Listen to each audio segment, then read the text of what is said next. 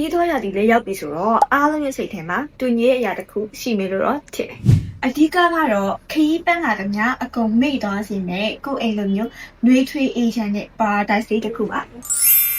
အဲ့တော့ဒီနေ့ရန်ကုန်ကအောင်မင်္ဂလာ gas station နဲ့နီးပြီးတော့3 star hotel လိုမျိုးခံစားလို့ရစေမယ့်နေရာရှိရဲဆိုတော့တည်ပြီးပြီကဲဒီတစ်ပတ်ပိတ်ရက်လေးမှာတော့ရန်ကုန်ရဲ့မတူညီရဲ့အလှတရားခံစားဖို့အတွက် Holly Hotel မှာတက်ပြစ်ခဲ့ပါတယ်ဝင်လိုက်တာနဲ့ hotel ရဲ့အပြင်စင်ကလေဆယ်စုနှစ်တစ်ခုလောက်ထိရှိနေရလို့တော့မထင်ရဘူးပြီးတော့ဒီမှာအခန်းပေါင်း100ကျော်ရှိပြီးတော့ building ကလည်း2ခုတောင်ရှိရဆိုရင်ရောယုံလားအဲ့တော့ဆိုလေဘယ်အခန်းကိုရွေးချယ်ရမှန်းမသိရနဲ့အခန်းတွေကိုလိုက်ပတ်ပြီးတော့ဆက်စုကြည့်ခဲ့သေးတယ်ဒီမှာက premium room corner room နဲ့ deluxe room ဆိုပြီး3မျိုးတောင်ရှိတယ်ပထမဆုံး deluxe room မှာက22စတူရမီတာကျရကြောင့်လေဝင်လေထွက်ကောင်းပြီးတော့ lighting အများမိုက်တယ်2ယောက်အိတ်ကတင်ကို trim ဆိုင်လား king ဆိုင်လားကိုကြိုက်တာရွေးလို့ရသေးတယ်နည်းနည်းပိုကျရာလေးမှကြိုက်တယ်ဆိုရင်တော့ corner room လေးရှိရယ်24စတူရမီတာနဲ့ king ဆိုင်ကတင်ကြီးမို့လို့ AC လေးအနားယူအောင်မယ်ရိုးရှင်းပြီးတော့တည်သက်လာပါအောင်မို့လို့ဓာတ်ပုံရိုက်လို့လည်းအရန်လာတယ်ကဲနောက်ဆုံး premium room လေးပါ premium room မှာကကြတော့အထူးအခွင့်အရေးအနေနဲ့အကြာကြီးစောက်စရာမလိုဘဲနဲ့ express check in ဝင်လို့ရပြီးတော့အခန်းထဲက mini bar ကိုလည်းတစ်ချိန် free သုံးခွင့်ရှိတယ်ဒီချက်မိုက်တာက Holly Hotel ဟိုးဘက်ပြည်တင်မှာလည်းအရန်အောင်ခန်းနဲ့ထည့်သွားတဲ့မင်္ဂလာခန်းမပွဲတစ်ခုလုပ်လို့ရသေးတယ်ခန်းမကလည်းကြက်ကြဲဝန်းဝန်းနဲ့ပန်းအလှစင်တာက